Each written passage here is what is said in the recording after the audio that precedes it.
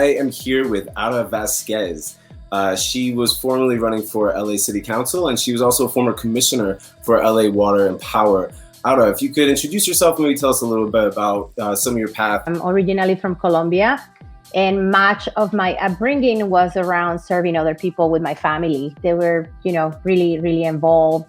At age 11, I learned about global warming through a science show that I saw one of those, weekend Saturday mornings. And I became really alarmed about, learning about seawater rise level and all of the effects that global warming has in our planet and eventually on us. So I went to school. I asked my principal what she was doing to mitigate the effects of global warming. This is back in the 80s.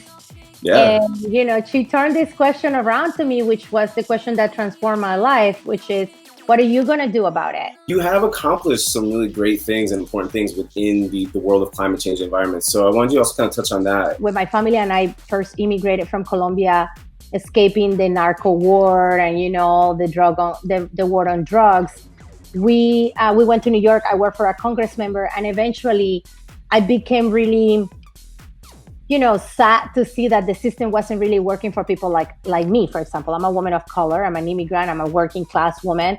And so then I decided to become a community organizer, and I moved to California to be exactly that. So I led the campaign to get LA off of coal. Off of coal.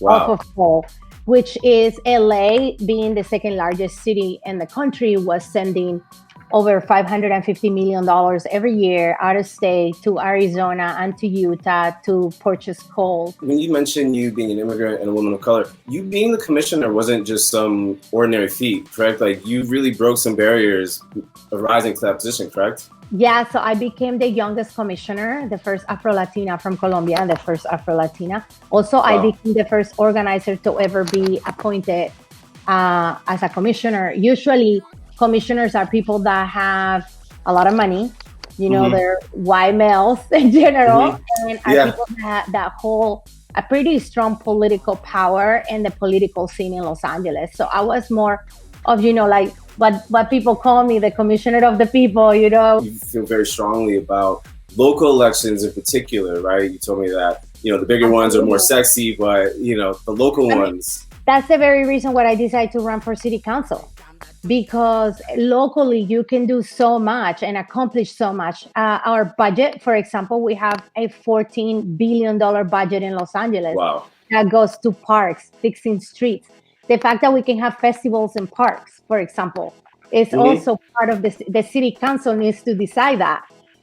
Homelessness, which is a huge issue in Los Angeles right now, and housing, which comes really tied together. The fact that people cannot afford to live in Los Angeles is pushing a lot of people out to the streets. So that's the reason why I decided to run for city council, because I know that politics are always local. This is like this is what affects us the most. And maybe, yes, it's not so sexy. It's not, the Bernie Sanders of the world and the AOCs and Biden and all this stuff, but it actually affects us directly more than national politics. Why do you think that people in our community, for example, you told me in the dance community, you met a lot of progressive, like-minded people that didn't get involved, but why do you think that there are people that want to get involved? I'm sure a lot of our viewers feel the same, but they simply, what do you think it is that prevents them from making that next step?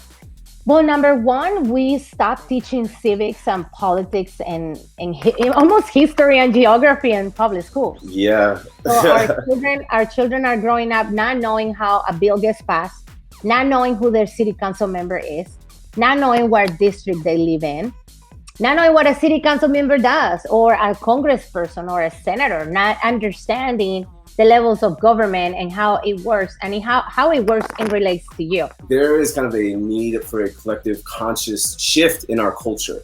And so when people think that their vote doesn't matter, really it is more than just your vote. It is changing this mindset that you shouldn't be involved because it doesn't matter. Because really, we should all be as involved as possible, especially on things pertaining to a local community level. And I think you and your story actually highlights a lot of that. The fact that you came here as an immigrant and have utilized all these paths and resources that we have in a democracy to rise up and actually affect important change. But the most important message is to use your voice, is to use your vote. Your voice is your vote, especially when it comes to your community and the issues that you care about locally. So, Ara, thank you so much for your time and for everything that you've done and just, you know, the fight that you continue to do out there. Thank you for everything. Of course, thank you for the invite.